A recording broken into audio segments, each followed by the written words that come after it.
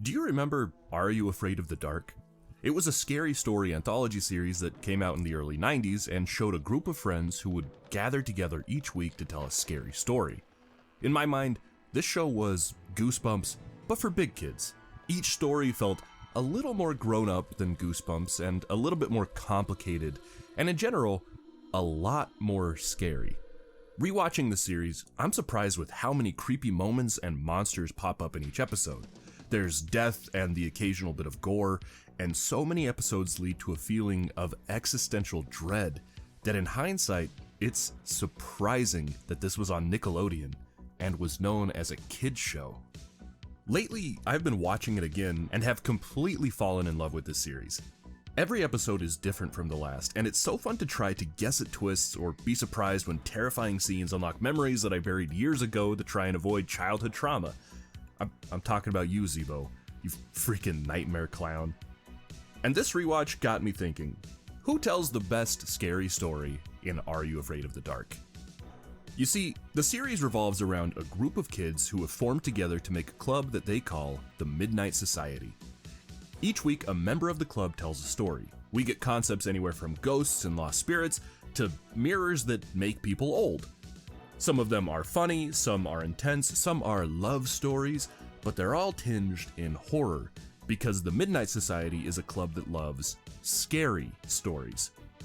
I'm mostly going to focus on the stories themselves, rate each one based on the quality of the story, the horror of the scares, and give a few bonus points for things that stick out like really good music, really fun camera work, interesting monsters, or twists that caught me off guard.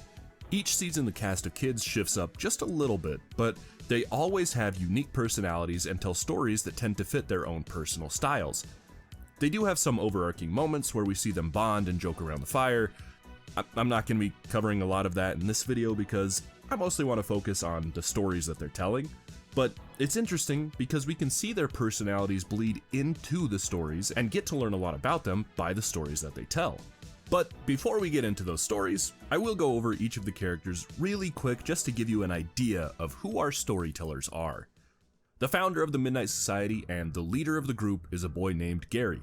He tends to tell stories with themes of magic or cursed items, which kind of fits since I'm pretty sure he's got a lightning bolt scar somewhere on his forehead. Next is Kristen, a girl seen as very clean and proper by the others, yet also very squeamish and terrified of clowns. She likes fairy tales and love stories, and tends to dress up when it's her turn to be the storyteller. David is a bit of an introverted, shy kid, and his stories usually have a theme of warnings about past events or dark potentials within normal people. Also, he and Kristen have a little bit of a crush on each other, and that plays out through the first few seasons. Then we've got Betty Ann, whose stories are weird and twisted. I feel like her monsters are some of the most memorable, and her stories tend to be the ones that really caused the most childhood trauma. Eric is a bit of a sassy guy who makes jokes and comments about the other stories, but his stories tend to have a theme of underlying loss somewhere hidden inside of them. Kiki reminds me of Buttercup from the Powerpuff Girls, where she's kind of tough and tomboyish and likes to make fun of the others, but she's only got one story in this first season, so it's not clear what her storytelling themes are yet, but we'll figure that out as we continue through the series. And finally, we've got Frank, the bad boy of the group. The first episode is about his introduction to the Midnight Society, and we see him get along really well with the others, though he is a bit of a hothead and likes to throw out threats of violence right away. He's also only got one story this season, so I'm not quite sure what his theme is yet. And that's everyone. The characters do change around from season to season, and I'll go over those shifts as they pop up, but these 7 are the OGs who started it all, the original Midnight Society. And now, just as every episode begins, submitted for the approval of the Midnight Society, I ask you the question, who tells the best scary story in Are You Afraid of the Dark? The very first episode in the series is told by Frank, and it's called The Tale of the Phantom Cab. This one is about 2 brothers named Denny and Buzz who get lost in the woods because Buzz doesn't know how to work a compass. It's metal. The needle's always gonna point to it because it's a magnet. Uh-oh. Yeah, uh-oh. After wandering in the wrong direction all day and giving us some of the greatest line deliveries of all time, I know this place. We've got to be close to town. they stumble upon a stranger named Flynn, who says that he knows his way around the woods and can bring the boys to safety. We far from town? Farther than you know, my friends, farther than you know. While they walk, he keeps asking if the boys are good at solving riddles, but he never elaborates on why he's asking. As they near a lone cabin in the woods, Flynn says that this is the home of the good doctor. But the boys get distracted when nearby plants begin to move and cry. When they turn around, Flynn has disappeared, and now, even more lost, they decide to knock on the cabin door. The man who opens the door is bearded and frazzled, and he introduces himself as the good doctor, Vink. Vink's the name, Dr. Vink. Dr. Fink? Vink with a v. I love this guy. He shows up in a few different episodes, playing different characters each time, and each time he's an absolute treat. The inside of the cabin is really strange. There are specimens of unidentified animals in jars, beakers filled with strange liquids. There's a skull on the shelf, so things are definitely a little bit off. And Vink explains that he's out here studying flora and fauna before he pulls out a slab of meat and says that this is the brain of a boar. Ew, cool. And then, just like Flynn, Vink asks the boys if they're good at riddles. To test them, he asks, How far can you walk into the woods? a riddle which Buzz is able to answer without issue. Halfway. So the boys have passed the test, but now they have to solve a harder riddle, and if they don't, he says that he'll cut the phone line and kick the boys out of his cabin. He asks the riddle, What is it that has no weight, can be seen by the naked eye, and if you put it in a barrel, it would make the barrel lighter? and Buzz is ready with an answer. I don't know. Or not. So now they've failed, and Vink says that the boys either need to get out or leave him with a specimen. What kind of specimen, you ask? This!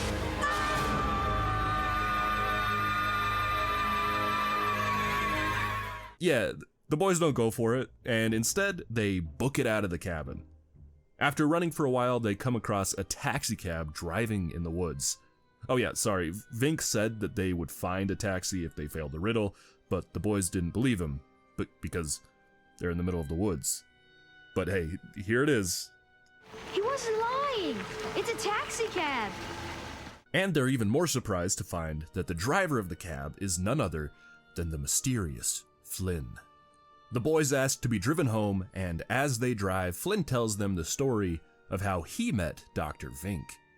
And now is where the story starts to go from strange to pretty spooky. Flynn drove the doctor up to his cabin over 40 years ago, but when the doctor exited the cab, he offered Flynn a large tip if he could answer a riddle. Flynn wasn't able to answer correctly, so he drove off, but the doctor took a specimen from him. Oh! Yeah, that specimen was from Flynn.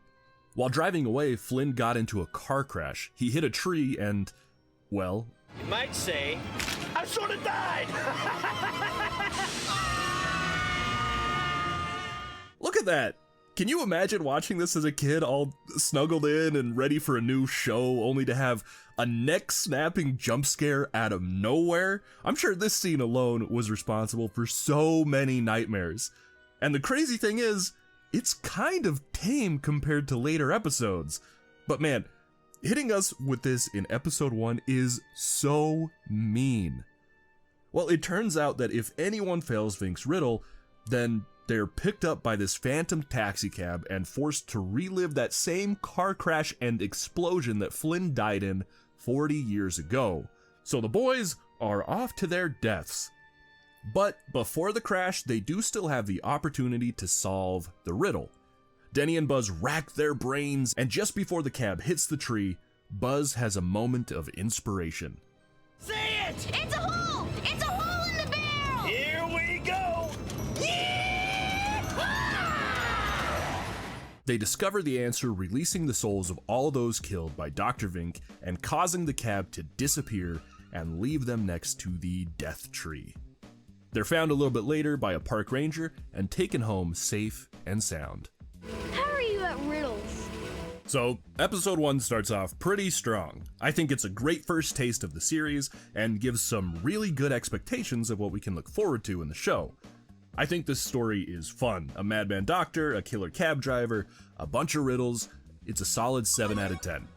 It was a little bit light on the scares. The doctor pulling out the hand jar out of nowhere and then that neck break for the cab driver were definitely the highest points of horror, but the rest of the episode was a little bit on the tame side, so I'm just gonna give it a midline 5 out of 10 for the scares. And as for the bonus points, I love Dr. Vink, so you know I'm gonna be giving him a point for his great acting alone. And then the plot twist of Flynn not only being the cab driver, but also being dead all along was really fun. So a total of 2 bonus points for this one. So in the end, Frank's first episode gives us a total of 14 out of 25 total points, and we're off to episode 2. Episode 2 is told by Betty Ann, and it's called The Tale of Laughing in the Dark. And this is one that I'm sure led to plenty of nightmares, because this one is about a haunted killer clown, and just look at this thing. It's downright creepy. It's straight up scary. Even watching it now as an adult, this thing puts me a little bit on edge. It's such a horrifying haunted prop. So this episode starts with a kid named Josh and his 2 friends, Kathy and Ouija. I don't know what kind of a name Ouija is. It's gotta be short for Waluigi. It's gotta be short for Ouija board. Those are my only 2 Ouija related jokes I could think of. Anyway, he's a pretty minor character, so we don't get a whole lot of Ouija lore to go off of. But Josh is a little bit of a cocky fella, and he says he's not afraid of anything. So Ouija and Kathy goad him into going into a haunted house all by himself. But of course, this haunted house has a history. A show clown named Zeebo stole a bunch of money and hid out inside of this haunted house. He would have gotten away with all of the cash if he hadn't thrown away a cigar, which caught the whole place on fire and burned him alive while he was stuck inside. Now, the rumor is that the ghost haunts this haunted house and specifically inhabits the Zeebo puppet. So Josh says that he'll go inside by himself, and as proof, he'll bring out Zeebo's nose, which Ouija will have to wear to school for a full week. Before he goes inside, Josh is stopped by Dr. Vink. 2 episodes in a row of this guy is such a treat. I promise he's not in every episode, but if he was, I don't think that'd be a bad thing at all, because he's always one of my favorite parts of these stories. It's the most fun in the park when you're laughing in the dark. Josh heads inside what's got to be the coolest haunted house of all time. It's such a fun design with these crazy mirrors, a room full of funky doors, a freaking dragon that blows real fire. They must have had so much fun making this place. It's mostly just the fun kind of scares. They're a little bit low at first, but then in one of those crazy mirrors, Josh sees this freaking terrifying clown man. Then he ends up in the room full of doors and opens a few before he finally finds Zeebo. He snatches the nose, but Zeebo seems mad as some cigar smoke plumes from underneath the door. Something that I will be bringing up in a few of these episodes is the fashion of the 90s. Man, that was a strange time for clothes, and this show is such a great time capsule for things that we never really thought were clashing? What's a good fashion word? Ugly? Gross? Tragic. 90s fashion was tragic. Well, for a very small taste of the fashion, we get Josh wearing a shirt that looks like Lois Griffin tucked into his shorts, and we get Kathy wearing like 4 off blue shirts all sewn together. Like I said, this is just a little taste of what's to come, but know that the fashion in the 90s, it was kind of that awkward growing period where nothing was figured out, so everything just goes. After Josh steals the nose, he starts to notice the smell of cigar smoke showing up all over the place, and one day when he's home alone, things really start to pop off. His mom made dinner, and the little hooligan just attacks a bowl of chocolate pudding with his fingers, but he gets scared by a sound and drops it all over the floor. He then gets a phone call from Zeebo himself. What are you gonna do?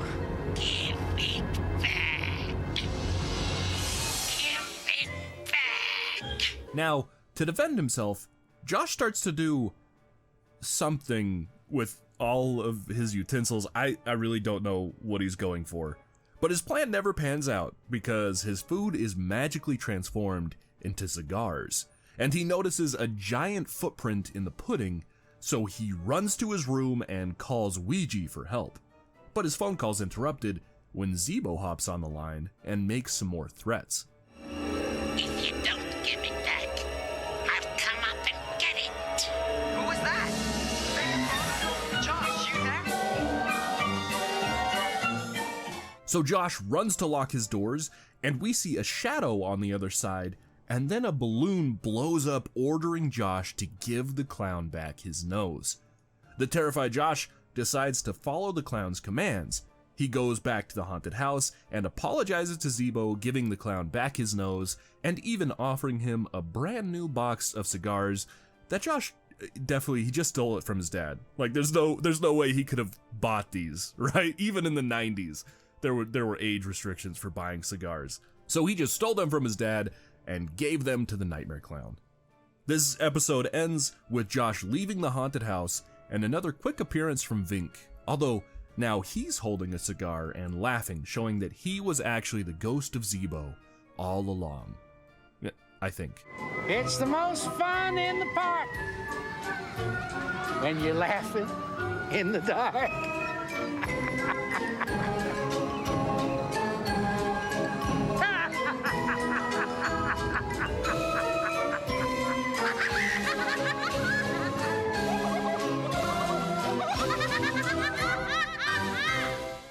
Now, this episode is scary. I really liked it, but man, seeing this as a kid messed me up. Like, I already didn't like clowns, and then having this monstrosity to just fuel my trauma, man, it's just the perfect concoction for reoccurring nightmares. So, thanks for that, Zeebo.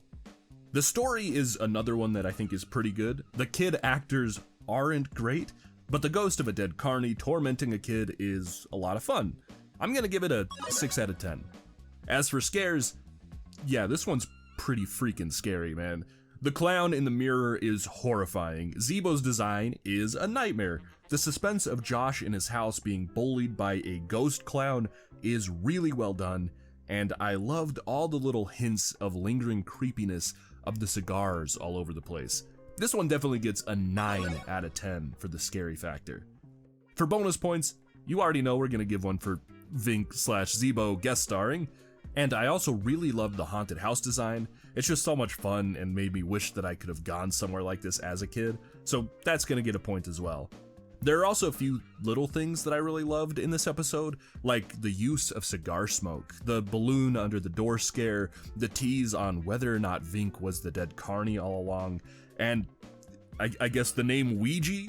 Those things are all coming together for another bonus point, so a total of 3 for this one.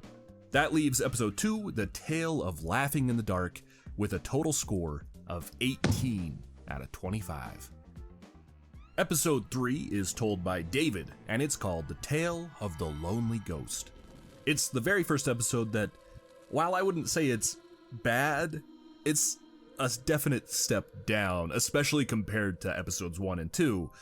Episode 3, it just doesn't have that it factor. Sorry, David. This one stars a girl named Amanda and her bully of a cousin, Beth. Amanda is staying at Beth's house for the summer, and Beth ends up forcing her to do all of her chores as a precursor to hanging out with any of her friends. I suppose she told you we're gonna do all sorts of fun stuff together. Yeah. Wrong. And there's also a final step for being invited to the group of friends, which comes in the form of an initiation where Amanda will have to stay the night in an abandoned and haunted house.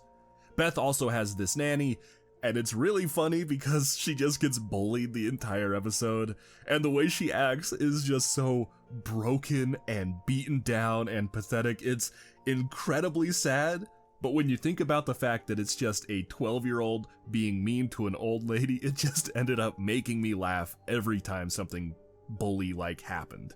No! If you touch our contaminated, wrinkly old hand, I'll never let you touch my things again.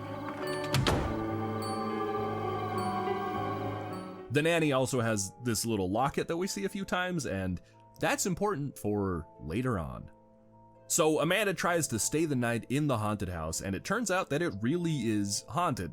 The words "help me" appear backwards on the wall, so Amanda looks in the mirror to read it, and as she does, the reflection of a ghost girl appears. Amanda screams and runs out, and Beth tells us the story of what happened to the girl. And actually, it's pretty sad and disturbing. Of course, the story is being told by a kid, so it's got the tone as if Beth is making a joke. But here's what happened. The girl was shipped off to live with her grandmother while her mom went to the war front to help nurse her injured father back to health. It's pretty heavily implied that this story took place around World War II. But on her way to the grandmother's house, the little girl got stopped by a group of mean girls who ended up chasing her back home to her empty house, and the girl closed the door to her room, but it got stuck and she ended up starving to death inside. Like I said, it's disturbing, but Beth just doesn't have the chops to tell the story right. The next day, Beth's mother's all mad because there's a bunch of writing on the walls in the abandoned house, and she makes Amanda and Beth go over to clean it up. Also, Beth is wearing what I can only describe as a tomato salad blouse. So, 90s fashion strikes again. Inside the room, they find the backwards help me's all over the wall, but Beth gets distracted from cleaning when the mirror shifts and shows her a collection of dolls and stuffed animals. Beth walks towards the mirror and ends up falling inside, which causes her to swap places with the ghost girl.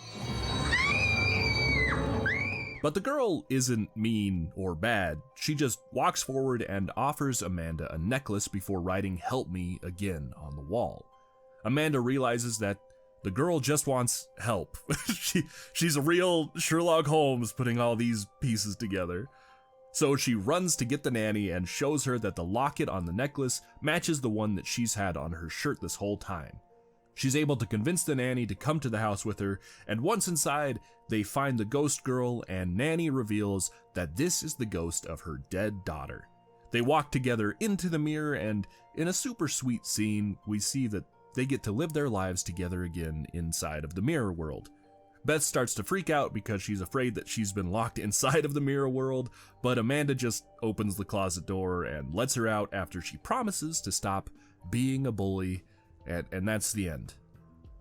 Like I said, this one isn't my most favorite. I think the story is alright. The bully kid and nice kid trope was overplayed even in the 90s, and the haunted abandoned house just isn't super original or unique.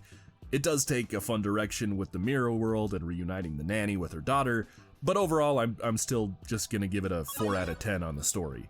It's also super light on the scares. Really, the only scary thing that happened was the ghost girl showing up in the reflection and the 5 seconds of her spooky walk towards Amanda before it's revealed that she just wants her mom. So for scares, it's only getting a 2 out of 10.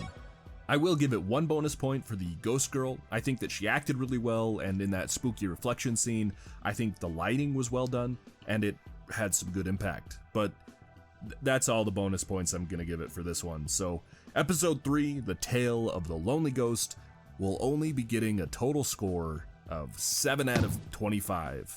Better luck next time, David. And what do you know? David has a shot at redemption right away because episode 4 is another one of his stories, and it's called The Tale of the Twisted Claw. This is a pretty fun twist on the myth of the monkey's paw, now told with 2 friends who are big old pranksters. The story starts on the night before Halloween, which they call Mischief Night. And apparently this is a real thing. I had no idea. I thought that they were just making up a night of pranks and vandalism for the story, but apparently it's a widely known unofficial holiday. You learn something new every day. The friends are named Kevin and Dougie, and Kevin is the kid with the vomit hat on his head. Yeah, we're getting some new pieces of fashion to add to our collection with this episode. They go to an old lady's house, and she's rumored around the neighborhood to be a witch, so this is a really brave prank that they're doing. They want to spray her doors with shaving cream, but right before they do, she opens the door and gets a face full of the shaving cream, which causes her to fall backwards and break a vase.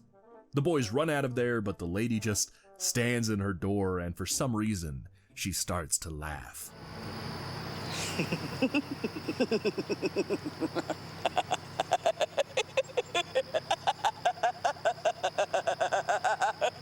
Now, Kevin and Dougie aren't the smartest, so they decide to go back to the old lady's house the next night for some trick-or-treating because everyone else is too afraid to trick-or-treat there, and they figure that they'll get all of her candy for themselves. They also figure that she won't recognize them since now they're in costumes. They go over and the old lady is super happy to finally have some trick-or-treaters, and she decides to give them a very special treat. It's the claw of a vulture. They say it's charmed, and whoever has it will get 3 wishes. Yeah. So now, each of the boys will be offered 3 wishes, but they leave her house with a warning to be careful what they wish for.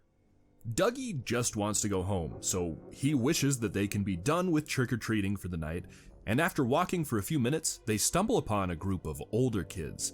This scene was pretty freaky. The older kids just surround them, and in warped voices, they taunt the boys and end up stealing their candy. The masks with the twisted voices plus the camera work here made it pretty intense. So the boys go home and meet up at school the next day. At school, Kevin wishes that he could beat an older kid named Bostic in a race that they're going to have this afternoon, and then they see the claw glow, so the wish will be granted. At the race, a dog just appears out of nowhere, and you might think that it's going to attack Bostic or something. The way that it's shot seems super malicious, and it just sprints out from behind a tree, so it does appear like Bostic is about to get a few new scars, but then it just runs past him and causes him to trip. So Kevin wins the race, but Bostic ended up breaking his leg from the fall, so Dougie's feeling pretty guilty. Oh, I also gotta mention, before the race, the coach just comes up to Kevin and uses his megaphone to yell right in his ear. Come on, Kevin! It's not really relevant, it just made me laugh. Dougie puts together that all of the wishes are being granted in bad ways, so he wants to return it to the old lady and tell his parents about what happened. So Kevin, freaking Kevin, man, he's got a magic trinket and he knows that it's magic, but he just can't help himself from being the absolute worst. He wishes that Dougie's parents were gone. He freaking wishes they were gone. And a second later, Dougie gets a phone call from the police saying that his parents were in a car crash. Freaking Kevin killed his parents, dude. Also, they should have wished for a new shirt for Dougie because this straight up looks like a watermelon being stared at from every dimension at the same time. Dougie starts freaking out and he wishes that his grandpa was here to help out, but oh no, his grandpa is dead. They see the grandpa's car slowly driving towards the house, but now both boys are freaking out because they don't want to talk to a dead guy. They're worried that it might just be a skeleton or a rotting zombie or something, and they both start to fight over making another wish. Dougie grabs the claw and says that he knows what will make things right. We're sorry we broke Miss Chloe's vase, and we wish it never ever happened. With that wish done, the claw disappears and they realize that Kevin's first place medal is gone because Bostic must have won the race. The grandpa's car is also gone, and when the doorbell rings, Dougie's parents return home, so they're not dead. No thanks to Kevin. They get another knock at the door only to find the old lady's vase at their doorstep with a note saying trick or treat. All they could hear was the sound of the wind blowing through the trees? Or was it the cackle of a sly witch?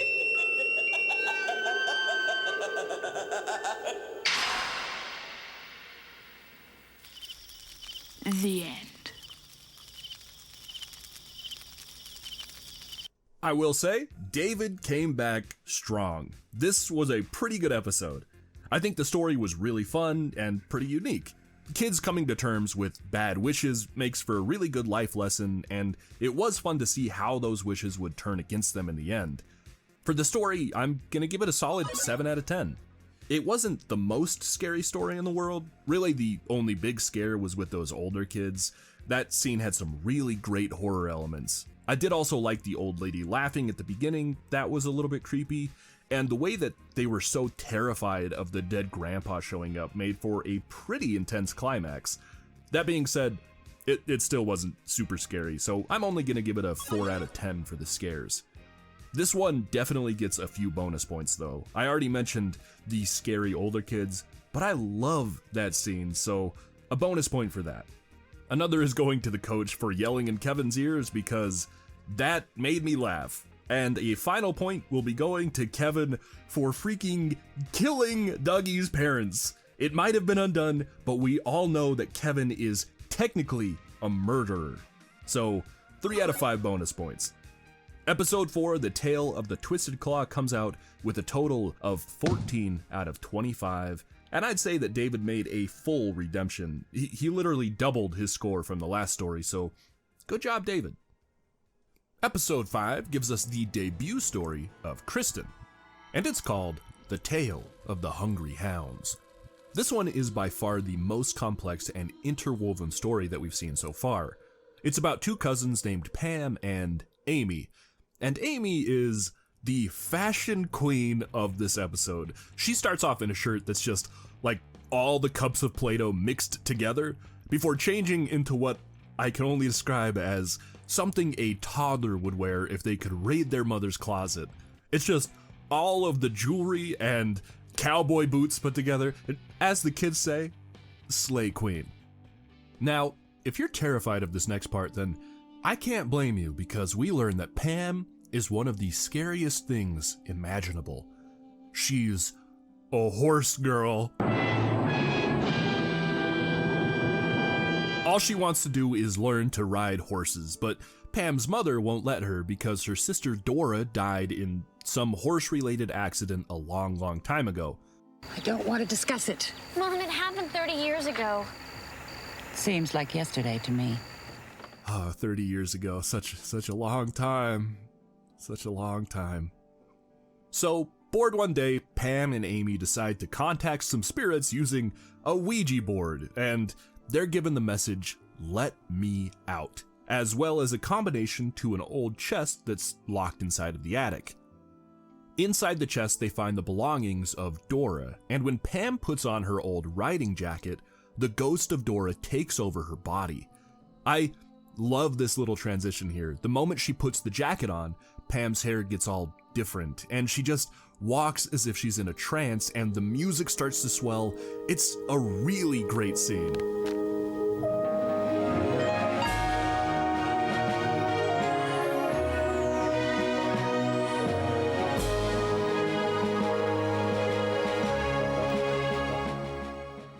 Then, the window to the attic opens up and reveals another world, which Dora, I'm just gonna be calling Pam Dora from now on because she's possessed. So Dora walks outside with Amy following behind her.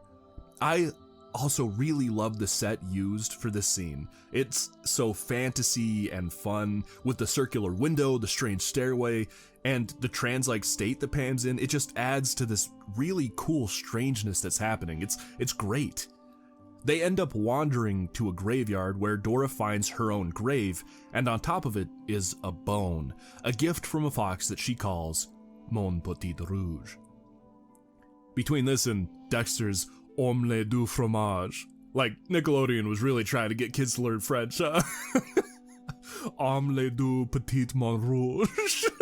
How was that? I don't know. I'm French. It turns out that before Dora died, her family was preparing for a fox hunt. They starved all of their hounds and had the fox locked in a cage inside of the barn. But Dora started up a friendship with this fox and ended up naming it. On the day of the hunt, Dora decided to free the fox and rode off after it, but something spooked her horse and she fell from it and ended up dying. But strangely enough, that's not the scary, spooky, ghosty thing in this episode. We learn what that is when the ghost of the Houndmaster steps from the shadows. Dora, I was wondering when you'd get around to your chores. I've come to feed the hounds. You should have fed them while they were alive.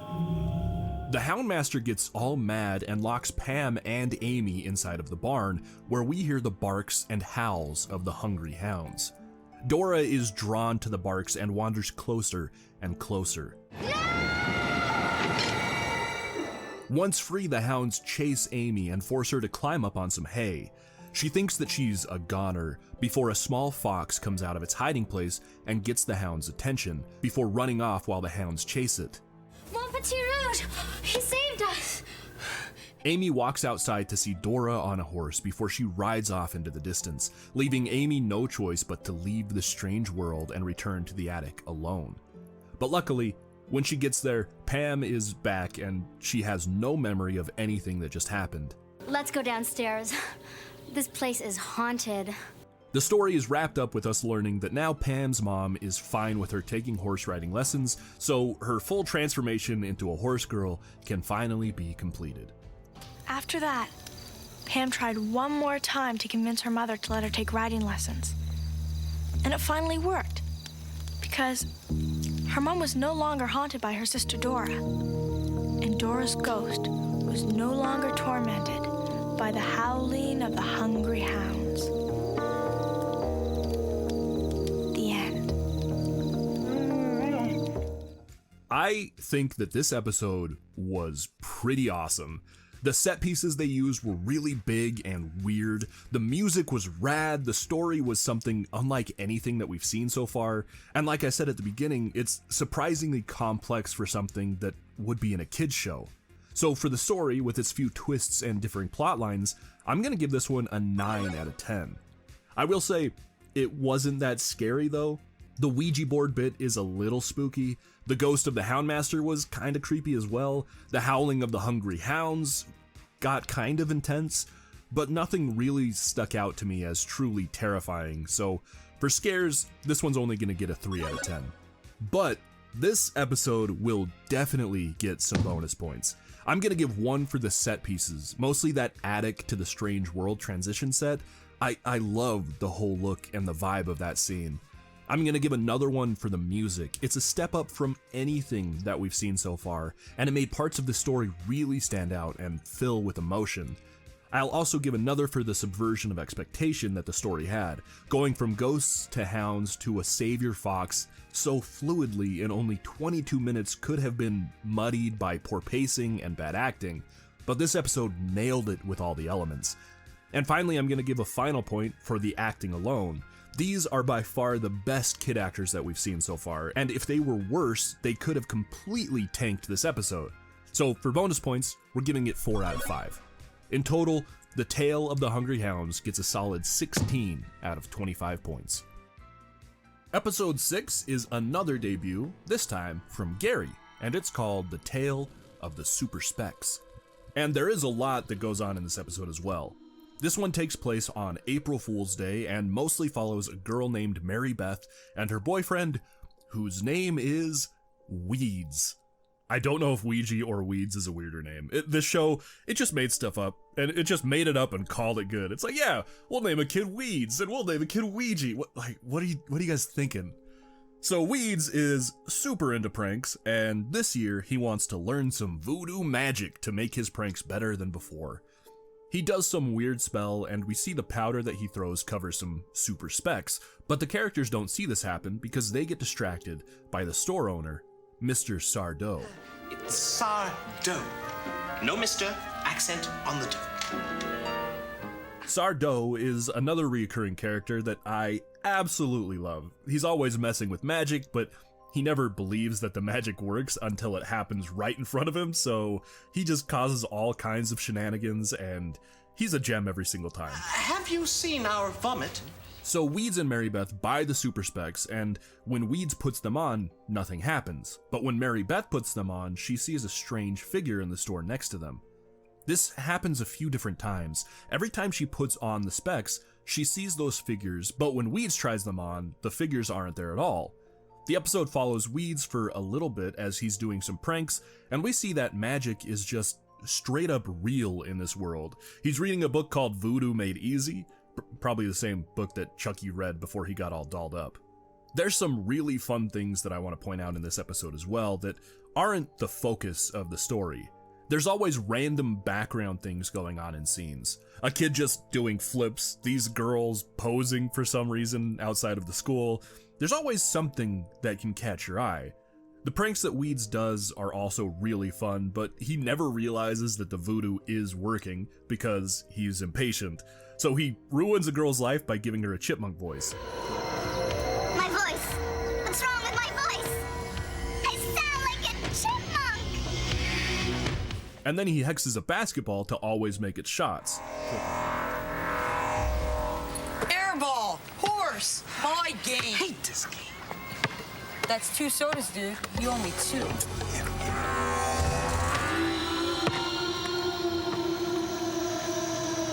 Nah. Also, Mary Beth has a cookie jar that looks like a cheetah, and I love it. And I want one.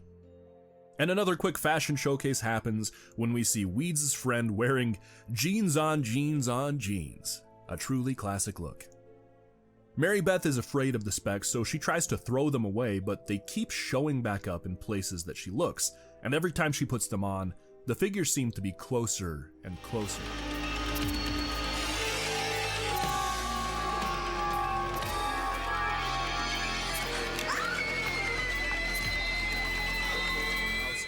At one point she sees a bunch of the figures, but the moment she notices them all, they turn around and start slowly wandering towards her.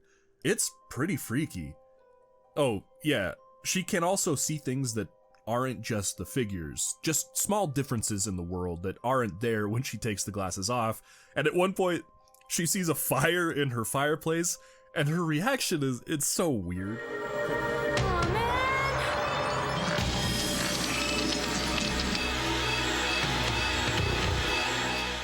I don't know why she's so disturbed about the fire here. It's literally a place where fire should live, but she's so distraught for some reason. Oh man, there's fire in my fire. Oh shoot, dude.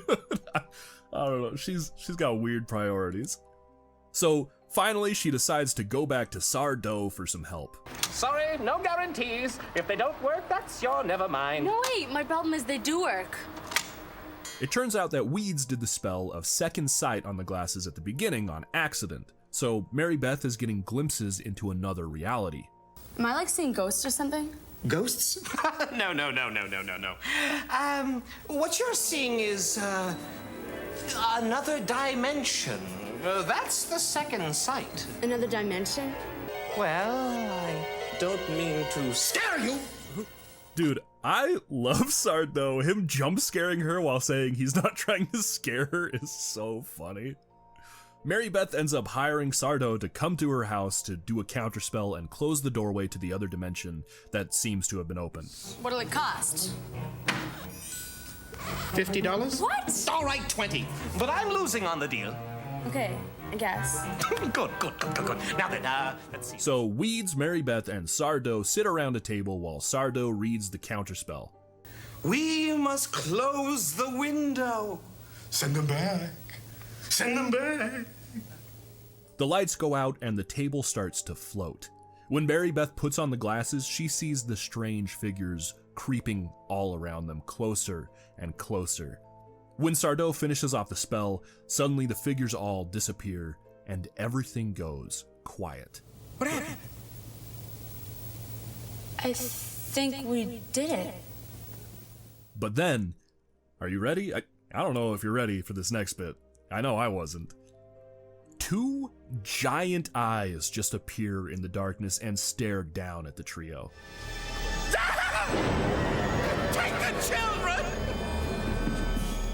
It turns out that these 3 messed with the balance of the cosmic seal, and now 2 dimensions are overlapping, and that's not good. The eyes read off a spell, and then we cut to 2 people who look a lot like Mary Beth and Weeds, but they aren't them. These were the people in the other dimension, and they also hired a Sardo-like person to help them with their super spec problem. Funny thing is, they were trying to get rid of you too. Are they gone for good? I don't think they'll be bothering you anymore. And to end the episode, we see Mary Beth, Weeds, and Sardo all trapped inside of a crystal ball. Freaking Gary coming out swinging with this one. I loved this episode. I think the story was great, the voodoo stuff was pretty fun, the other dimension stuff was strange and pretty spooky. Freaking Sardo is a gem, and the plot twist is so rad. The story definitely gets an 8 out of 10. The scares were also pretty prominent in this one. All the scenes with the strange figures were creepy, especially when they're moving closer and closer to Mary Beth. The scene where the whole group just turns towards her all at once was a prime horror moment. Also, we've got those giant eyes just appearing out of the ether. That was terrifying. And it's a scary thought to be trapped in that crystal ball forever and ever, so that definitely adds to the scary factor too. I'd say for the scares, we're gonna give this one a 7 out of 10. For some bonus points, I'm a sucker for Sardo, so easily he gets a point. I also really love the background stuff. All of it was so unnecessary, but they put it in anyway just for some little eye-catching moments, so another easy point for all of that. And then that plot twist, it was so unexpected, it was really cool. The first time I watched this episode, it took me a few seconds to realize that these characters were different from those that we'd been following. And then ending with the realization that our characters are all trapped for eternity. Man, that's some good stuff, so definitely a bonus point there, giving a total of 3 out of 5 bonus points. So, Gary killed it, and the tale of the Super Specs ends up with 18 out of 25 points. For episode 7, we've got our 3rd debut in a row, this time for Kiki and her story, The Tale of the Captured Souls. This one starts with a girl named Danny and her parents who are going on vacation to a little countryside house. There's not really any notable fashion to add to the collection in this episode, but Danny's got that kid who got a hold of the scissors looking haircut. I don't know if that counts.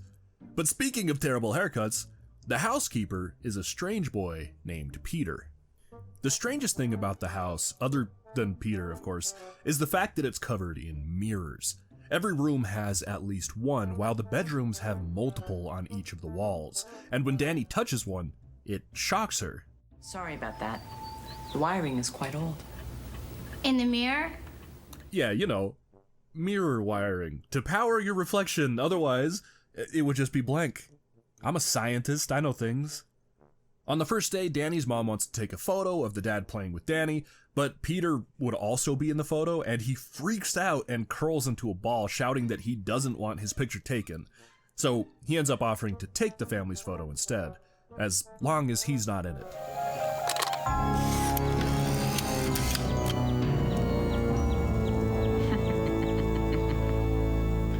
The vacation takes place over a couple of days, so eventually Danny wants to try and be friends with Peter since they're around the same age. She goes up to his room and he's really weird. What do you think of my room? You live here all summer? By yourself? Possibly longer. No parents? I do what I want, when I want. It's like a dream come true. And when you realize the truth, this line, like this whole scene, really becomes so creepy in a way that the show was definitely not intending. Anyway, Danny finds an old picture and it appears that Pete is in the photo even though it's from the 20s. It's my grandfather. He looked a lot like me. Danny ends up running out of Pete's room when he mentions that she's starting to have a breakout on her face and she's all embarrassed now. But when she leaves, we stay with Pete, and he presses his secret button, and the whole room transforms into a lab. It's such a cool transformation, all happening in a single shot with panels coming from the walls and shelves filled with lab nonsense all appearing on tabletops, and then a big tube coming out of the ceiling. It's really cool. I loved it. Pete walks over to a monitor, and we see that each of the family members have their own section, and he flips a switch before walking inside of the tube. We see the dad's perspective as he's looking at his reflection, only to notice his watch moving faster and faster, and when it stops, he's suddenly got some gray hairs. So, if you haven't put it together, I'm just gonna say it so I don't have to beat around the bush for most of these scenes, Pete is sucking out the family's life force. The mom and dad start to get all old and tired, and Danny's face keeps breaking out, and she's getting a little bit older as well. You know, I think we're gonna have to get some medication for your skin.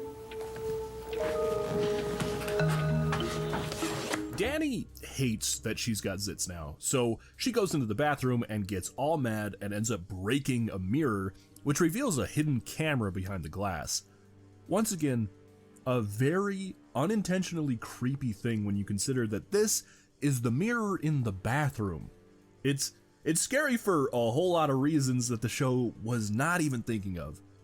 She ends up dumping some water on the camera, and we cut to see Pete exiting his tube thingy, but now it's all smoking and he's coughing, so the mirrors are his source of life force suckage. The next day, Danny is bored and ends up walking into the nearby woods, where she finds a graveyard, and one tombstone in particular catches her eye, because it's got Pete's name on it. Born 1907. There's no date. He must still be alive. That's just not how tombstones work. Like, they don't get made and placed into the graveyard before the person dies. That's just not how it works. At this point, the parents are super old now, and I love how curmudgeon-y they become. They act so funny and over the top, but in such perfect ways. What are you doing? No, don't put it back! Dana, don't be strange. Can't we just go home? Ooh, this country air is getting me lightheaded. So Danny goes snooping while Pete's out of his room, and she finds his secret button and reveals his lab and monitoring system. Little goon's got hidden cameras. But on the camera feed, she sees an old man serving tea to her parents. When she goes down to meet the newcomer, all she finds is Pete sitting in the same place as the old man. So the cameras are revealing to us his true age. Danny runs away and finds herself back in the graveyard, where she realizes that Pete's got a freaking kill count marked on a few of the graves. 10 dogs? With that realization, Pete wanders outside to confront her. You found our little plot. You're crazy. No, I'm very, very smart. He says that he's been stealing people's life force for decades, and this will be the last night that Danny's parents will be alive. So she runs back to the house to try and get her parents out, but they just want to sleep. They've got all that Charlie's grandparents sort of energy going on now. Bunch of lazy bums all sitting in bed while the mom is working with a giant laundry basket bucket thing. So, out of options, Danny grabs a mirror off the wall and goes up to confront Pete again. He's made his way back into the tube, so Danny shoves the mirror into his face and locks him inside before going to the panel, which she somehow knows exactly how to use. Well, you messed with the wrong girl, Petey boy. Danielle, no! And don't call me Danielle. She turns the dial from plus to minus, and we cut away to see the parents are all young again, and Danny's face is no longer all zitted up. Pete also comes out of the tube, but all we really see is white hair, so he's probably not doing so good. Danny convinces her parents to leave so that they can continue their vacation, but this time on the beach. And right before they leave, old man Pete shows up and says that he's going outside to die now. Like, he really does basically just say that. I'm going out back now to join my family. It's been far too long. And that's where the story ends. I think this one was pretty fun. The mirrors and pictures sucking out souls is a classic little bit of folklore, and mixing it with science to stay young is a really cool idea. The story was pretty unique, but I wouldn't say that it went above and beyond anything that we've seen so far, so I'm gonna give it a solid 6 out of 10. As for the scares, all I gotta say is what scares? This episode it wasn't scary, like, not at all. I guess the idea of your parents dying is kinda spooky, but it never felt like something that Danny was ever really afraid of happening. She just didn't want them to be old.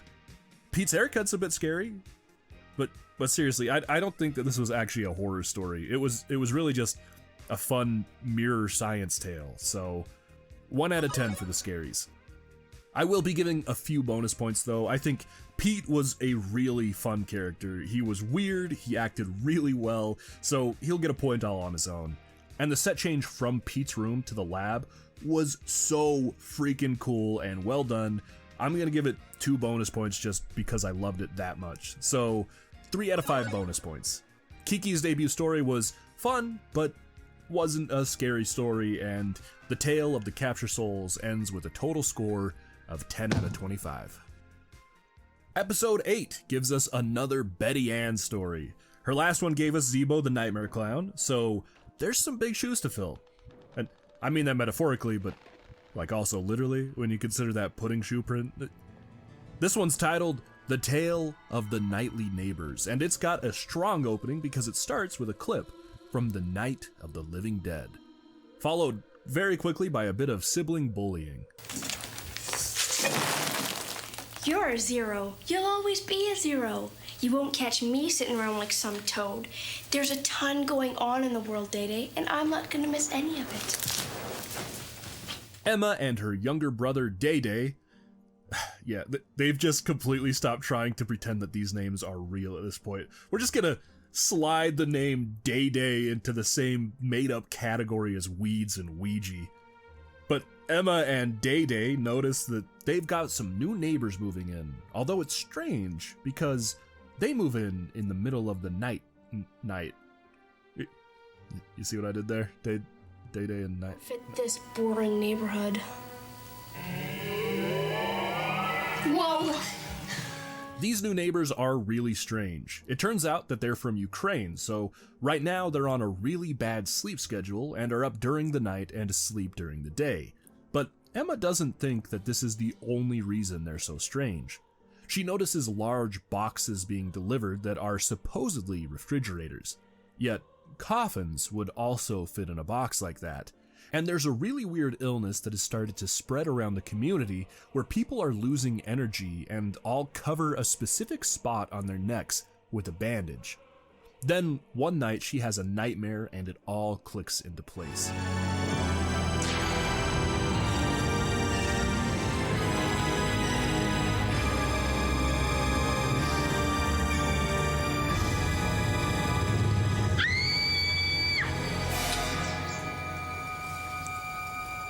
Yeah, Emma's pretty sure her neighbors are vampires. Our neighbors are vampires.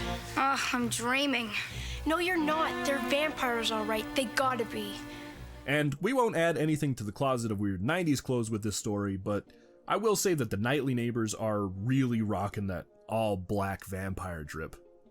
The neighbors are called the Bronze, by the way, and the parents seem weird but functional, while the kid Lex is just weird and weirder. Emma wants to prove her theory before driving a stake into their hearts, so she waits until the Bronze all leave for the night, and then she sneaks over and breaks into their basement. But she doesn't find any coffins. What she does find is a large fridge, and inside are dozens of bottles of blood. It's kind of creepy for a kid's show to have blood in it, right? Like, usually death and blood weren't in shows that you'd see on Nickelodeon, but Are You Afraid of the Dark just pushed the boundaries. It's one of the reasons why I love this show so much.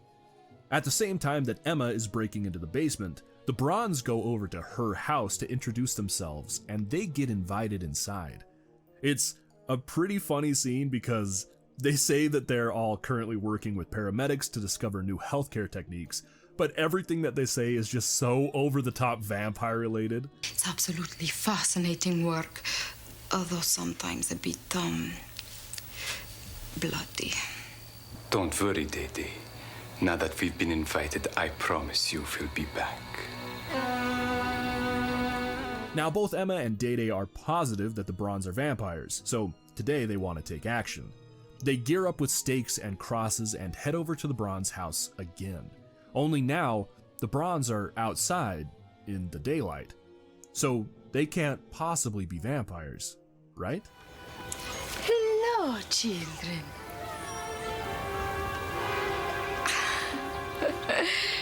You must be Dede's sister Emma.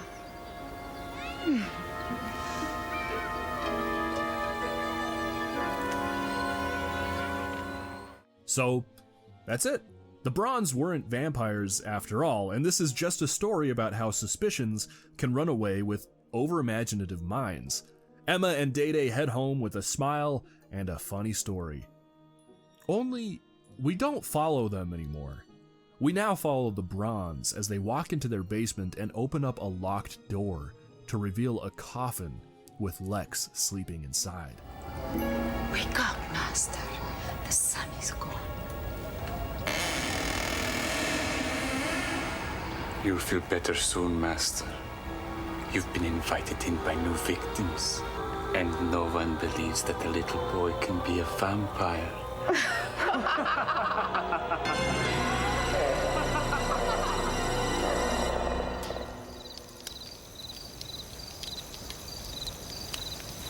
With ghosts and ghouls, there are no rules, but a vampire's bite only comes at night.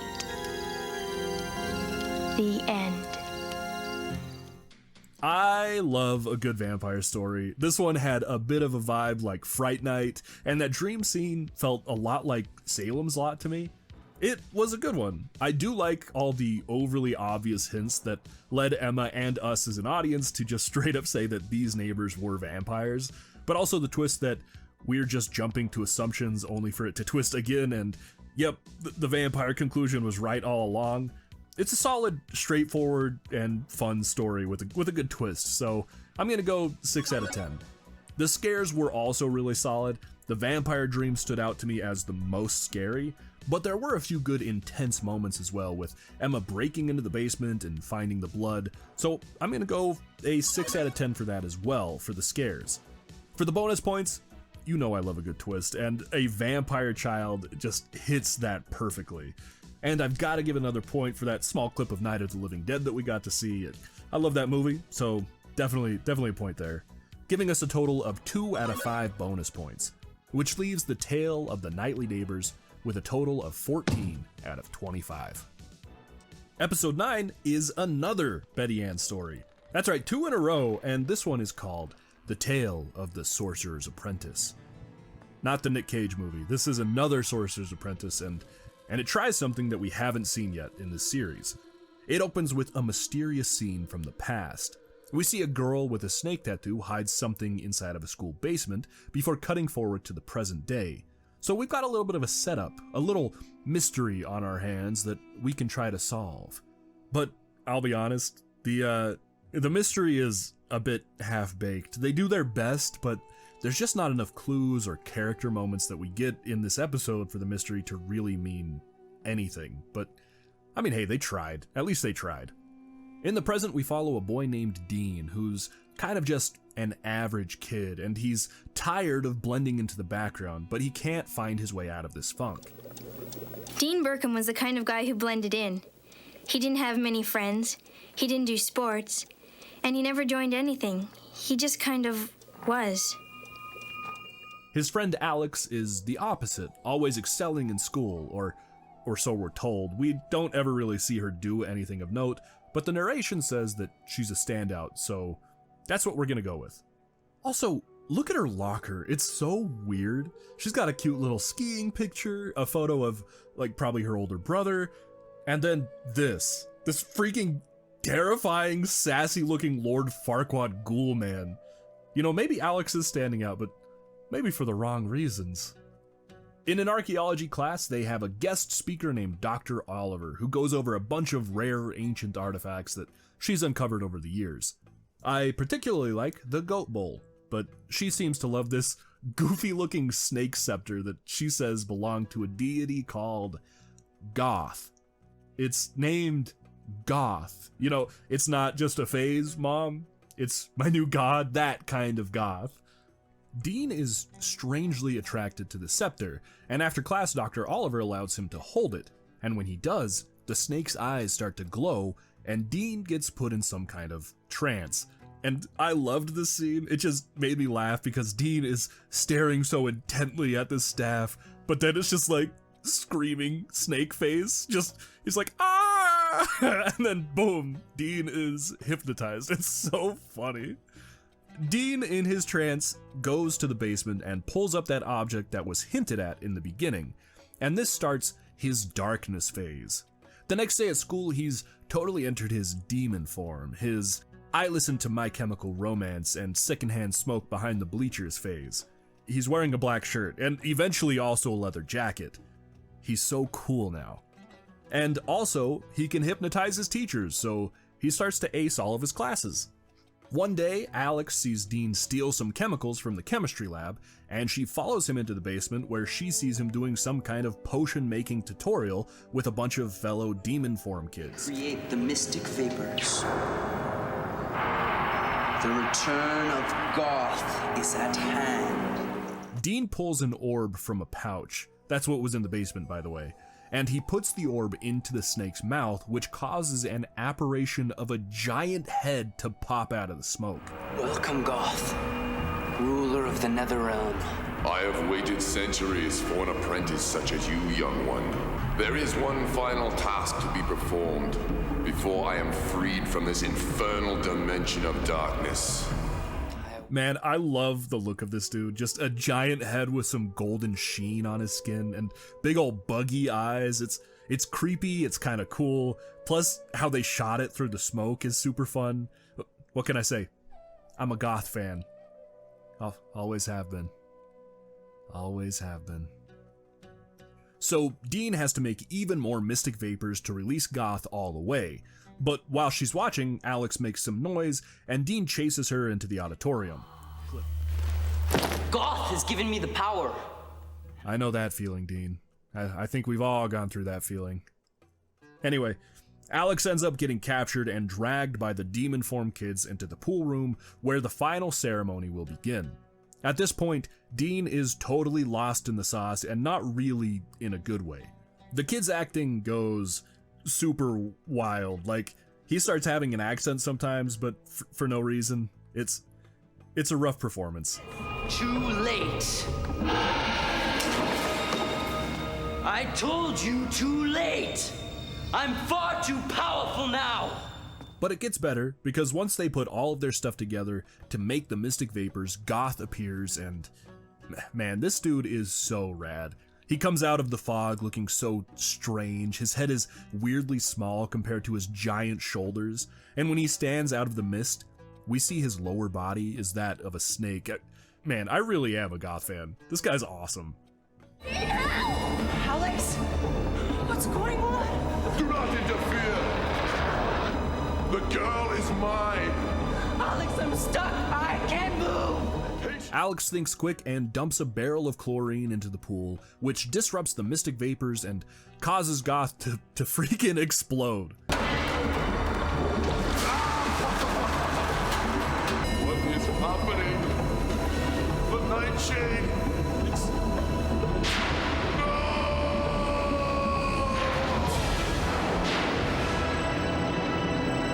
So they kill the deity, and now Dean and Alex hug and walk out of the pool room as Godslayers. But what about the mystery that was set up? Well, Dr. Oliver wanders into the pool room to gather the staff back, and we see that she's got a snake tattoo, so she was the person from the intro. I'm afraid we failed. But I planted jewels in high schools all over the country. We'll have another chance. And that's the end. This episode was all right. I appreciate that they tried that little bit of setup, even if it wasn't super well done. Having a kid get enticed by a by a god is a fun idea, but the whole episode's pacing is way too fast. I can't blame them super hard because they did only have like 20 some odd minutes to tell the story, but it still is going to count against it. So for the story, we're going to go with 5 out of 10. This one also wasn't super scary, but it did have some good moments. Pretty much everything with Goth in it I thought was pretty freaky, and him walking out of the pool and showing off his snake bod was a really good scary moment. But nothing that I think would stick with anybody, so we'll go with a 4 out of 10 for the scares. As for the bonus points, I'm going to give 1 for that silly snake scepter because it made me laugh a whole bunch during the episode, and I'll also give another 2 Goth because I loved his design. So 2 out of 5 bonus points for this episode. That leaves The Tale of the Sorcerer's Apprentice with a total score of 11 out of 25, and Betty Ann might be slipping just a little bit. But on to the next one. With episode 10, Eric finally gets his first story of the show, The Tale of Jake and the Leprechaun. This one's pretty fun. As the name implies, it's a little horror twist on Irish folklore. The main character is a boy named Jake who just got the leading role in a play called The Will o' the Wisps. It's about a leprechaun that saves a boy from a goblin, and it opens with this goblin actor guy just popping on the screen before we know that it's a play, and yeah, that's pretty scary looking. But Jake trips and ruins rehearsal, so they call cut for the night. There is this character named Lucy, and this is the only time that I'm going to talk about her because her shirt is making it into the 90s fashion closet. It brought out this really buried memory because her shirt looks like that painting that was in Arthur, like the Aardvark show. This part of our report took research. At the library, I made copies of the painting and got the addresses of museums and art experts. The painting that turns out it was upside down and Binky figured out that he needed to rotate it. I know that's random, but her shirt looks like that. And it kind of blew my mind a little bit because the next time we see Jake, he's also dressed like Arthur. I don't know, I guess that shows Canadian too, right? Like, maybe this is just how they dress there, but man, like 2 Arthur memories in 30 seconds, it ripped me right back into childhood. Anyway, there's this actor guy named Aaron who's playing the leprechaun in the play, and he's a really good actor, so Jake wants to be just like him, and he learns that Aaron drinks a really special tea that he claims makes him a better actor. So Jake goes to the local garden to find some of the specific herbs so that he can make the same tea for himself, and just in case you weren't sure that this was really an Irish-based story, the gardener's name is Sean O'Shaney. It's the most stereotypical Irish name that anyone could come up with, but hey, at least it's not a made-up name. It's just like, it's violently Irish instead. Jake gives Sean the list of herbs that he wants, but Sean freaks out and kicks Jake out of the garden. Bluebells, foxgloves, and ragweed. How dare you bring this here? During rehearsal, Jake and Aaron recite a little ritual spell, but for some reason, Jake's voice gets all deep and weird. Turn me now into a spirit bright and leave behind the human plight? What? What's happening? Keep going on. Don't stop now. You're on to something. No, stop! Stop it! But Aaron says that sometimes great actors just change a little bit in the moment, so that's completely normal. We obviously shouldn't trust Aaron, but I'm just glad that this isn't like a metaphor for puberty. It's a spell, all right? We're good. Jake goes back to the garden because Sean seemed to know something about the herbs, and after a little bit of convincing, Sean invites Jake into his tiny little garden home so that they can discuss some leprechaun lore. Also, just before he gets invited in, Sean slams this gate in Jake's face, but the gate isn't connected to a fence at all. It's just a freestanding gate. I don't know what the point of it is. I just had to mention it. So it turns out that Sean somehow knows Aaron, and he says that the ritual that he and Jake are doing during the play is a real spell that's turning Jake into a changeling. After another rehearsal, Jake sees that his ears have gone all pointy, and he doesn't take it well at all.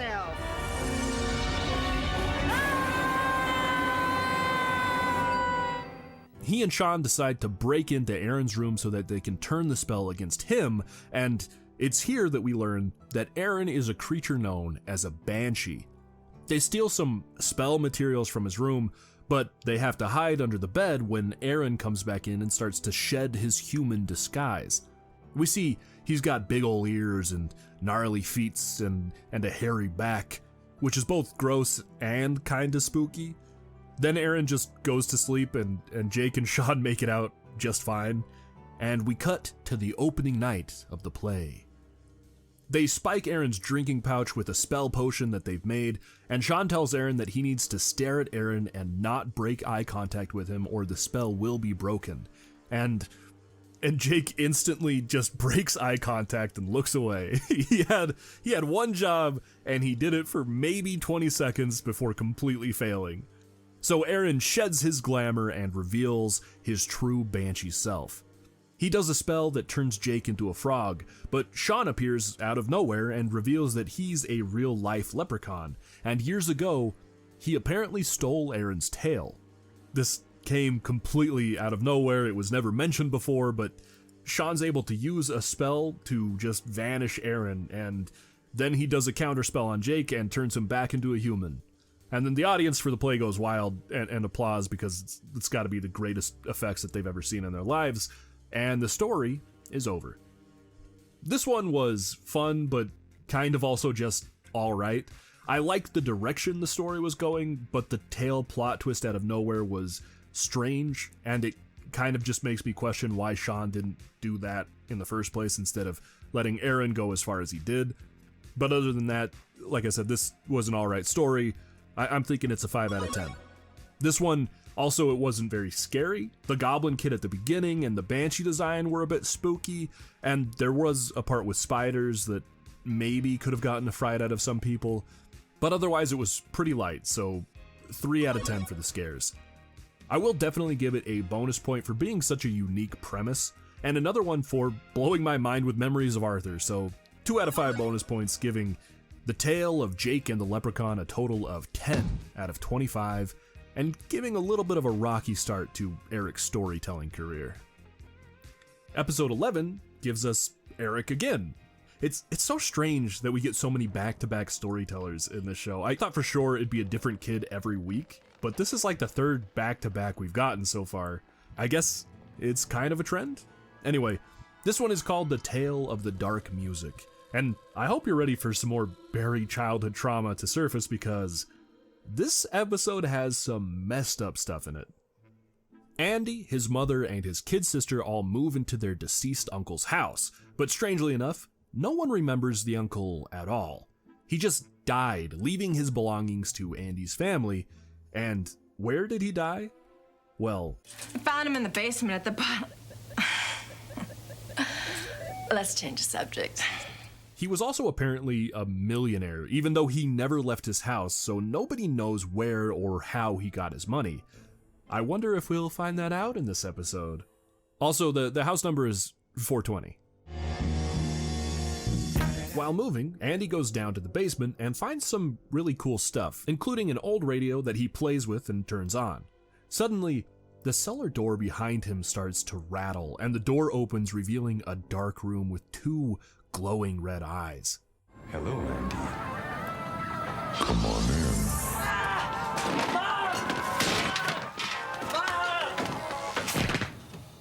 Andy gets scared because this is really scary, and he breaks the old radio before running up to grab his mom.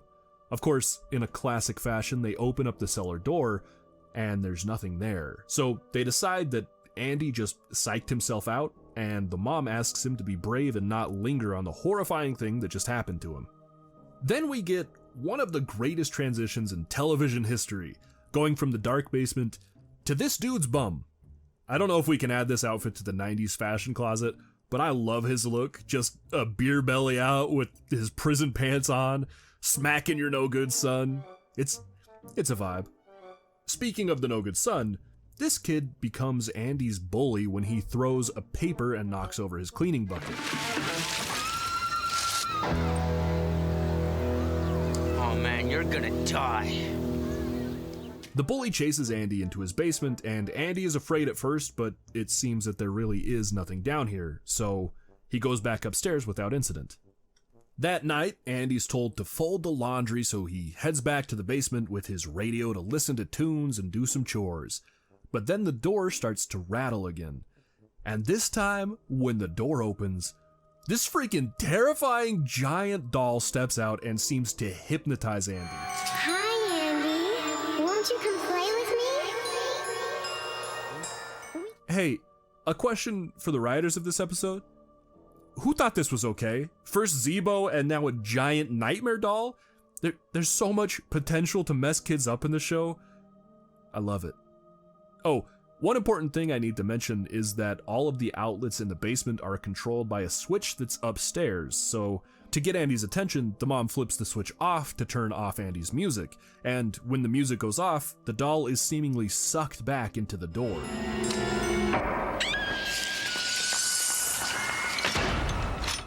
The next night, Andy is doing laundry again and listening to tunes again, but this time the radio starts to glitch out and it plays this jingly carnival music.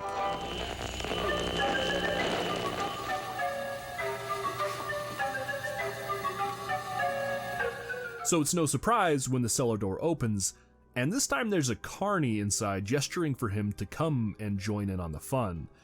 Although when Andy starts to walk towards the carnival, suddenly the carny transforms into a skeleton. Oh, don't stop now, son. You're almost here. What's the matter, Andy? Don't you want to have some fun?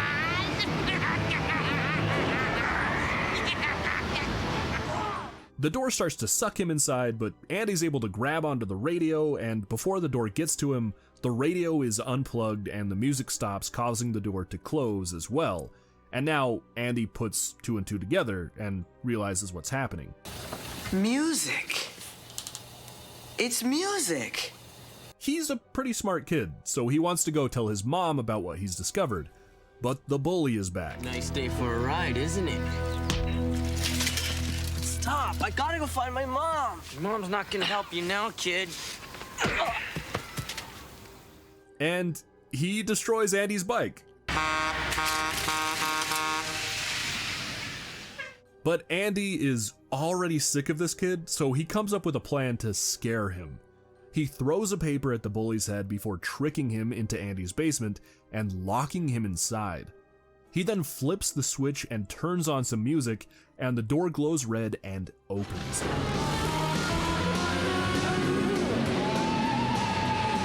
Andy turns the music off and goes to check on the bully. He just wanted to scare him, but when he goes downstairs, the bully is gone, and in his place is a brand new bicycle.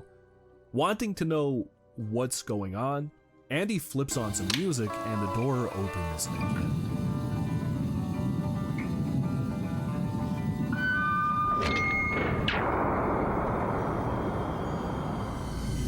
It's yours, Andy. I'll give you anything you want. You only have to do one thing. What's that?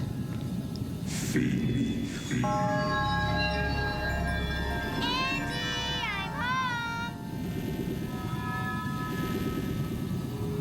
Mom says you have to make me dinner, and it better be good or you're gonna get it.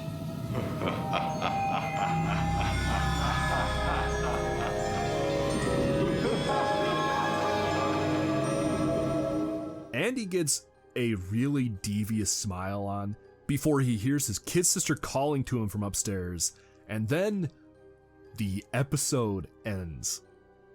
Man, I can't believe it. I loved this one. I love the ending and I want more, but I also feel like this is a really solid place to leave it. It's so rad that Andy just immediately is down to sacrifice people to this door. I think this was one really great little story. It's got some mystery about the uncle that we're able to realize was also feeding the entity in the basement, and the dynamic with Andy and the bully is quick but decently well done. I also just love that Andy ends up basically being the bad guy, and he's also the second kid in the series who technically is a murderer. I still haven't forgotten about you, Kevin, for wishing Dougie's parents dead. So, Andy gets added to the otherworldly killer list. The sacrificing things for riches is always a fun trope in stories like this, so for the story, I'm gonna go 8 out of 10. This one also had some great scares. Everything with the door was just straight up horror. The eyes and the creeping voice, the carny skeleton, the freaking nightmare doll. And then even the bully getting killed, it was all downright scary. Probably not quite to the level of Zebo, but dang, dude, it was close. I'm gonna go 8 out of 10 for scares as well. For a few bonus points, I want to give one for the bully character. I didn't mention it a lot, but it shows him being bullied by his father, and that's the reason that he starts to bully Andy. It's only shown in a few small moments, but I do appreciate them making the bully a full-on character instead of just the typical bully because I'm a bully trope. I'm gonna give another to Andy for choosing to obey the door. I love that ending so much.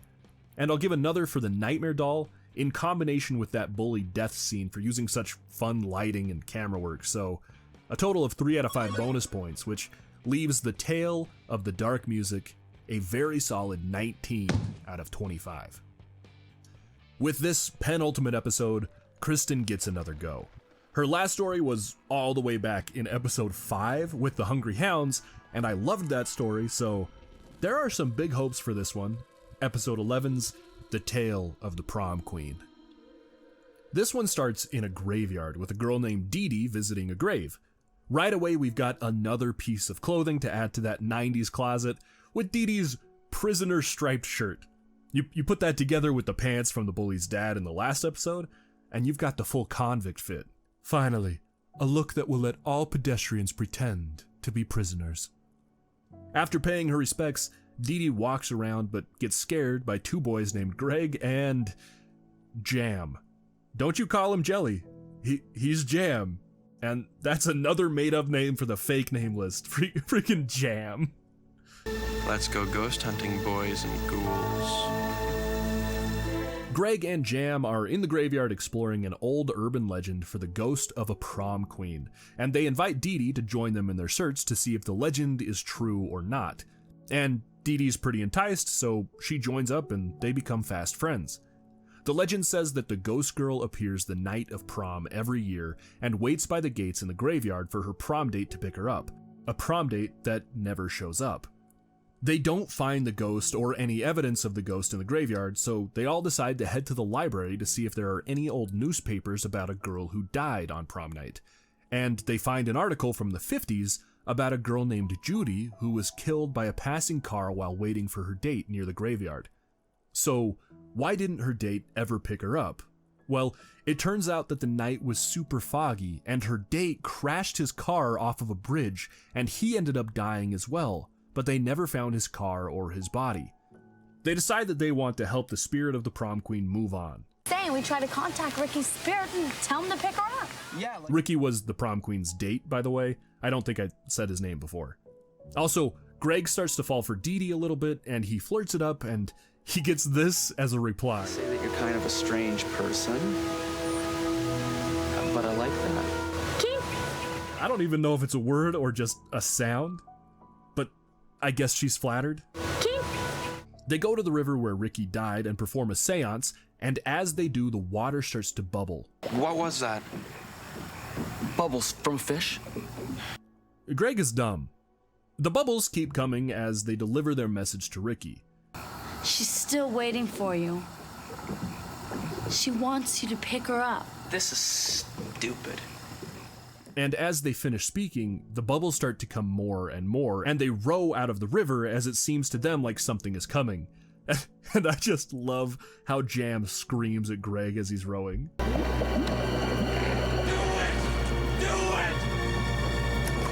It's not helpful, Jam, but man, that is funny. Once they get to the shore, the bubbles all stop, and they head back to the graveyard to see if their seance will have any effect. While wandering around, they find the grave of Judy, but they know that they'll have to wait until midnight to see if the prom queen will arrive. After a few hours, they do see a figure walking through the graves. Who are you? It was Jam's idea. He made me do it. But it turns out just to be a prank set up by Jam. But then they notice a car slowly driving around the corner. A car from the 50s, just like the one that Ricky supposedly crashed in. The music gets really sweet, and we see Dee Dee let down her hair before twirling as she's now dressed in a prom dress. You see, I couldn't leave the cemetery unless someone brought me with them. And then you solved the mystery of why Ricky never picked me up and got him to come. It turns out that Dee Dee was just her nickname, and she was Judy all along. She and Ricky drive from the cemetery, finally together again. They drive through the gate, leaving Greg and Jam with a definite existential crisis, and ending the story. I think Kristen tells really, really great stories, although they aren't that scary. They're just layered and interesting. This one was a lot of fun with the whole mystery of the prom queen and following the clues to uncover why her ghost was left stranded by Ricky, plus an incredibly sweet ending. It's definitely an 8 out of 10 story for me. It wasn't very scary though, like I said. The graveyard setting is a little bit spooky. The water scene is like, it's kind of intense. It's probably the scariest this episode gets, which isn't that high of a bar. It's only a 2 out of 10 for the scares. I will give it a few bonus points though. The reveal of Dee Dee being Judy was really nice, so I'll give that a point, and the music of that part was really good. Kind of gave me those happy goosebumps, if that's a thing. Is that a thing? Anyway, that's another point too. I also love that you can see that the grave Dee Dee visits in the intro is the same one that they discover later on. It's a really fun little clue if you're paying attention, so I'm going to give that another bonus point as well. So 3 out of 5 in total, which leaves the tale of the prom queen with a total of 13 out of 25. Not a super impressive score, but it was a really good little story. Well, Midnight Society, we've reached the final story of this season, and Gary gets the honor of telling us the tale of the Pinball Wizard. This one stars a boy named Ross who is really good at games, especially pinball. He spends a lot of time in the mall and frequents a store owned by a Mr. Olson, who always has fun games and trinkets. One day, Mr. Olson is heading out to lunch when Ross says that he'll watch the store for him. Sit down. Don't move, don't touch the cash register, and don't touch any of the merchandise, especially that new game in the back. Mr. Olson leaves, and it takes Ross like 2 whole seconds before he immediately heads to the back to play that new game that he's not supposed to touch. Before he can get very into it, a customer named Sophie comes in for her throne-themed music box, but it isn't ready yet, so she says that she'll come back later. And now, Ross is free to play the new game uninterrupted. He plays for hours, getting closer and closer to beating the game, but never beating the final boss. And then he realizes that a lot of time has passed and the mall has officially closed. But then, some strange things start to happen. Quarters rain from the sky, and it gave me the heebie-jeebies the way that he just shovels piles of wet coins into his jeans. Just, wet jeans suck, but Ross, he doesn't care. Then, some of my absolute favorite monsters appear. They're just these dudes in business suits made up to look like uncanny humans. And when one grabs Ross, its hand gets ripped away. I love how they all move in unison in these really weird movements. Just something about them strikes me with that carnal fear, but also intrigue. And they're only in it for a few minutes, but I completely love them. Water. They're afraid of the water. Ross splashes the mallmen away when he suddenly hears Sophie calling to him from above. She drops him a key before she's dragged away by the big bad of the pinball game.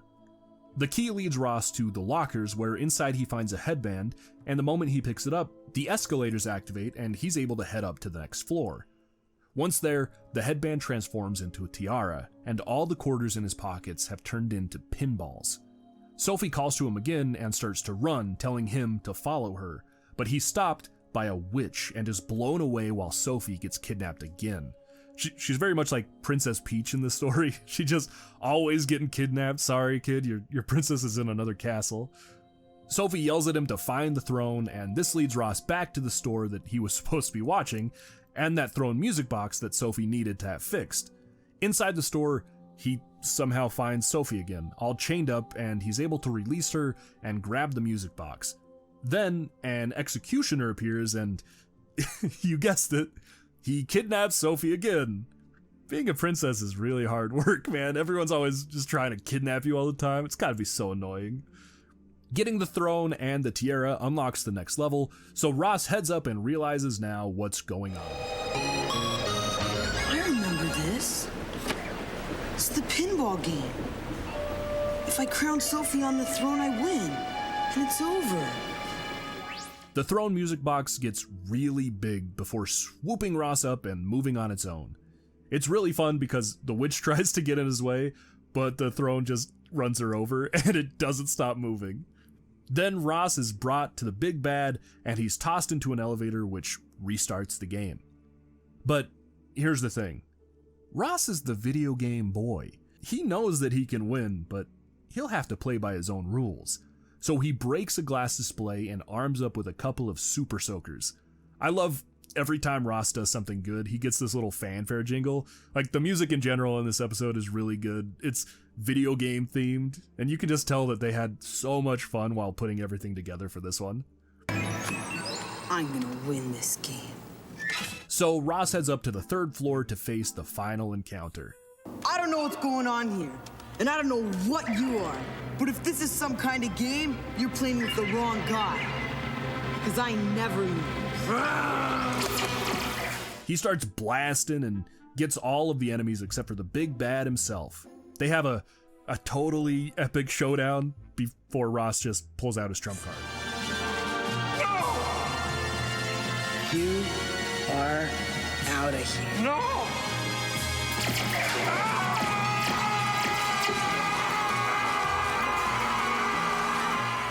He beats the big bad, earning himself a kiss on the cheek and finally crowning Sophie as queen. But, uh-oh, when he does, the game just resets and he finds himself on the 1st floor again. I won! I shouldn't be back here! He hears a laugh coming from the ceiling, and Mr. Olson's giant face appears in the skylight. Hope you enjoy your free games. You'll be playing them forever. As a giant pinball appears on the escalator, Ross realizes that he's stuck in the pinball machine and he'll be there for the rest of his life. And so ends the final story of the 1st season. I can't lie, I love this final episode. Fantasy horror is one of those genres that will always get me. Mixing madness with magic is a formula for a great time, and this episode mingles it all together in such a great way. Especially using the pinball machine and video game mechanics and themes, it just hits so perfectly. That being said, and me trying my best not to be biased, I still think the story is really fun and well told. There's a good bit of mystery with what's going on, and Ross figuring out that he's in the game that he was playing is great. And all the steps that he needs to take to win the game was super fun. And the reveal at the end is pretty great as well. I'm gonna give this story an 8 out of 10.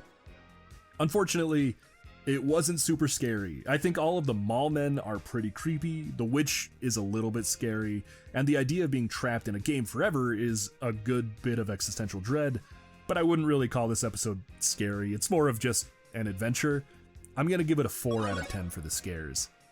I'm going to be pretty giving with the bonus points though, because there is a lot that I loved in this episode. The video game music is rad, so bonus point there. The fake pinball machine that they made was really fun and had a very over-the-top design, and that's going to be another point as well. The plot twist of being trapped forever is great, so an easy point for that. And a final bonus point for the mallmen. I love these dudes so much. They're perfectly weird and uncanny, and pretty much everything about them drew me in. So a total of 4 out of 5 bonus points, and that leaves the final episode, The Tale of the Pinball Wizard, with a total score of 16 out of 25. I think this series is really great. The 1st season is an absolute banger, and I love the idea of a bunch of friends getting together weekly to tell scary stories. Throughout the series, we see all of these characters growing closer as these stories bring them together more and strengthen their friendship. It's got that beautiful, carefree joy just radiating from it that fills me with nostalgic memories. It's really an amazing show. So let's talk about the stats and figure out who tells the best scary stories. I've kept a running total of everyone's story, scare, bonus, and total points. Putting these all together was so weirdly fun, and I'm excited to see where all of the numbers lie at the very end of each season, and then as a complete series. So with the end of season 1, every kid got to share a story, but both Kiki and Frank were the only kids who only got to tell one story. Kiki with The Tale of the Captured Souls, and Frank with The Tale of the Phantom Cab. And then, on the opposite end of things, Betty Ann told the most stories, with a total of 3 out of the 13 episodes being for her, with The Tales of Laughing in the Dark, The Nightly Neighbors, and The Sorcerer's Apprentice. Everyone else told 2 stories each. My least favorite story goes to David, with The Tale of the Lonely Ghost, which scored a really sad 4 out of 10. I just didn't like it very much. But Kristen took up the slack with my favorite story, The Tale of the Hungry Hounds, which got an impressive 9 out of 10. The least scary story in the whole season goes to Kiki with The Tale of the Captured Souls. It was cool, but it just wasn't scary and only got a 1 out of 10. Betty Ann, on the other hand, scared the crap out of kids around the world with her creation of Zeebo the Clown in The Tale of Laughing in the Dark, which scored a 9 out of 10 on that scare meter. Now, taking all of the points together with the stories, the scares, and the bonus points, the worst scary story of the season goes to Kiki with The Tale of the Captured Souls. Like I said, it was an okay episode, but a scary story needs to be scary, not just a story. And she only scored a 10 out of 25. And the best scary story of the season goes to, drumroll please,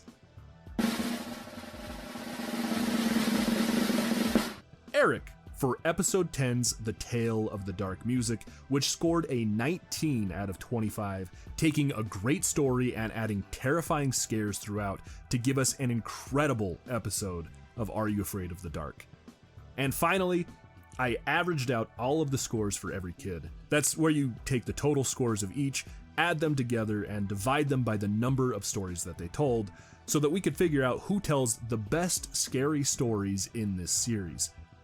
At the end of Season 1, Kiki is in last place with an average of 10 points. She only got that one story this season, so it's kind of a rough score for her. She's followed by David, who averaged a 10.5 with his 2 stories, then Frank, who scored a 14, Betty Ann, who averaged a 14.3, then both Kristen and Eric, who tied for second place with a score of 14.5, and finally, the man, the myth, the leader of the Midnight Society, Gary, who averaged a whopping 17 between the Tales of the Super Specs and the Pinball Wizard, and making him the definitive best scary storyteller in Season 1 of Are You Afraid of the Dark? And with that, we wrap up the season and can declare this meeting of the Midnight Society closed. Till next time.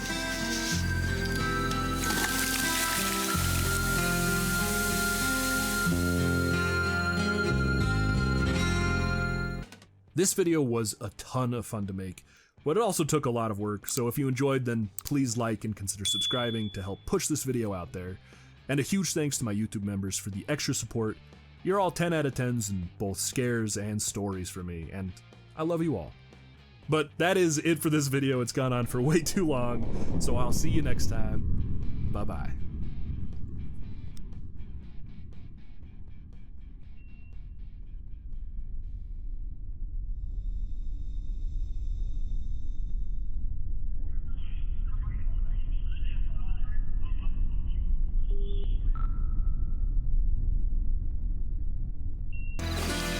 Submitted for the approval of the Midnight Society.